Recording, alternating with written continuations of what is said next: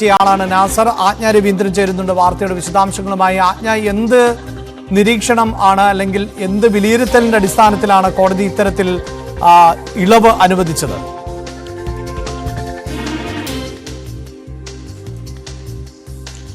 അഭിലാഷ്, കോടതിയുടെ ഈ കേസ് എടുത്തിട്ടേ ഉള്ളൂ, വിധി പകർപ്പ് പുറത്തു വരുന്നതേ ഉള്ളൂ.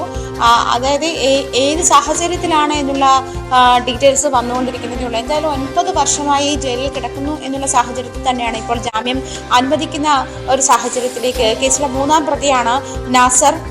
നേരത്തെ തന്നെ നമുക്കറിയാം, ഈ കേസിലെ തൊടുപുഴയിൽ ന്യൂമാൻസ് കോളേജിലെ അധ്യാപകൻ ഈ ചോദ്യപേപ്പറിൽ മതനിന്ദ കാട്ടി എന്ന് ആരോപിച്ചാണ് ഈ കേസുമായി ബന്ധപ്പെട്ടുള്ള സംഭവങ്ങൾ ഉണ്ടാകുന്നത്. ഇതുമായി ബന്ധപ്പെട്ട് 2010 അദ്ദേഹത്തിന്റെ കൈവെട്ടുമ്പോൾ 1-ാം പ്രതി 13 വർഷമായിരുന്നു 1-ാം പ്രതി ഒളിവിൽ കഴിഞ്ഞതും. അദ്ദേഹത്തെ 1-ാം പ്രതി സവാദിനെ 2023 കണ്ണൂര് നിന്നും അറസ്റ്റ് രേഖപ്പെടുത്തുന്നത്. മരപ്പണിക്കാരനായി അദ്ദേഹം അവിടെ ജോലി ചെയ്തതിന് 13 വർഷം ഒളിവിൽ കഴിയുന്ന സാഹചര്യമുണ്ടായി. ഇതും പോപ്പുലർ ഫ്രണ്ട് തന്നെയാണ് ഇതിനുള്ള സംവിധാനങ്ങൾ ഒരുക്കി കൊടുത്തതെന്ന് നമുക്കറിയാം. NIA ഇതുമായി ബന്ധപ്പെട്ടത് സവാദിനെ പിടിച്ചു നൽകുന്നവർക്ക് 10 ലക്ഷം രൂപ ഇനാം പ്രഖ്യാപിച്ചുകൊണ്ടുള്ള പ്രഖ്യാപനങ്ങളൊക്കെ ഇറങ്ങിയിരുന്നു. ആ ഒരു സാഹചര്യത്തിൽ വളരെ അധിക കാലം ചർച്ച ചെയ്യുകയും വളരെയധികം കാലം ഒരുപക്ഷെ കേരളത്തിന്റെ മതസൗഹാർദ്ദത്തെ തകർക്കുന്ന തരത്തിലുള്ളൊരു സംഭവമായിരുന്നു അന്ന് തൊടുപുഴ ന്യൂമാൻസ് കോളേജിൽ ഉണ്ടായിരുന്നത്. ഇതുമായി ബന്ധപ്പെട്ട് അദ്ദേഹത്തിന്റെ ഭാര്യ ആത്മഹത്യ ചെയ്യുന്ന സാഹചര്യമുണ്ടായി. അങ്ങനെ നിരവധി സാഹചര്യങ്ങളിലൂടെ കടന്നുപോയൊരു കേസ് കൂടിയാണ്. എന്തായാലും 9 വർഷത്തിന് ശേഷമാണ് 3-ാം പ്രതി നാസറിന് ജാമ്യം അനുവദിക്കുന്നത്.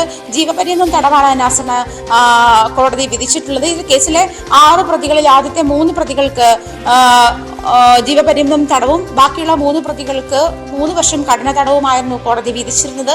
ഇതിൽ 3-ാമത്തെ പ്രതിയാണ് നാസർ.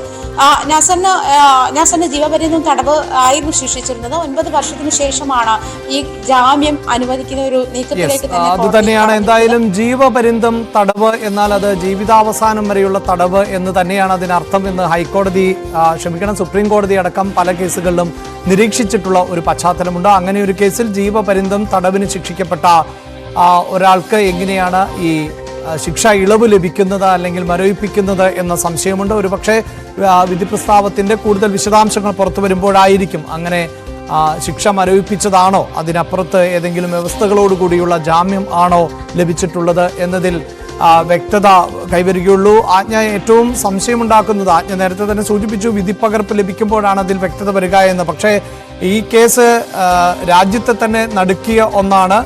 ഒരു അക്രമം ആസൂത്രിതമായി നടത്തിയ കേസ് എന്നതാണ്.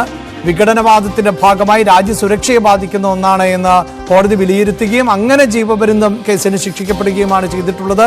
അതിലിപ്പോൾ ഈ 9 വർഷം എന്നത് ജീവപര്യന്തം തടവിൽ ഒരു കാലയളവല്ല എന്ന് വേണമല്ലോ നമുക്ക് അനുമാനിക്കാൻ.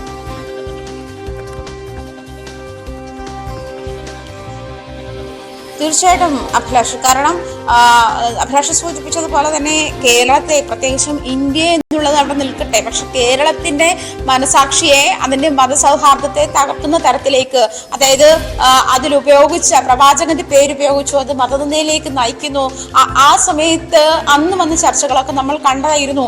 ആളുകളുടെ പേരുകൾ ഇത്തരത്തിൽ ഉപയോഗിക്കാറില്ലേ, അതല്ലെങ്കിൽ ഇതിപ്പം വിവിധ മതസ്ഥരാണെങ്കിൽ പോലും ഇത്തരത്തിൽ ആളുകളുടെ പേരുകൾ ഉപയോഗിക്കാറില്ലേ, ജീസസ് ക്രൈസ്റ്റിന്റെയോ അതല്ലെങ്കിൽ കൃഷ്ണന്റെയോ മുഹമ്മദിന്റെയോ ഒക്കെ പേരുകൾ ഉപയോഗിക്കാറില്ലേ, അതൊക്കെ പ്രശ്നങ്ങളാകുന്നത് എങ്ങനെയാണ് എന്നുള്ള തരത്തിലുള്ള വിവിധ ചർച്ചകളൊക്കെ വന്നിരുന്നു. അന്ന് തന്നെ മതസൗഹാർദ്ദത്തെ തകർക്കുന്ന തരത്തിലേക്കുള്ള നീക്കമായിരുന്നു ഉണ്ടായിരുന്നത്. അധ്യാപകന്റെ കൈവെട്ടിയ കേസിലെ 3-ാം പ്രതിയുടെ ശിക്ഷ അടക്കമാണ് ഇപ്പോൾ മരവിപ്പിച്ചിട്ടുള്ളത് എന്നതാണ് അറിയാൻ സാധിക്കുന്നത്. എന്തിന്റെ അടിസ്ഥാനത്തിൽ എന്നതിൽ കുറച്ചുകൂടി നമുക്ക് വ്യക്തത കൈവരേണ്ടതുണ്ട്. കോടതി ഉത്തരവിന്റെ പശ്ചാത്തലത്തിൽ മാത്രമാണ് അത് നമുക്ക് പ്രേക്ഷകരിലേക്ക് എത്തിക്കാൻ പറ്റുകയുള്ളൂ.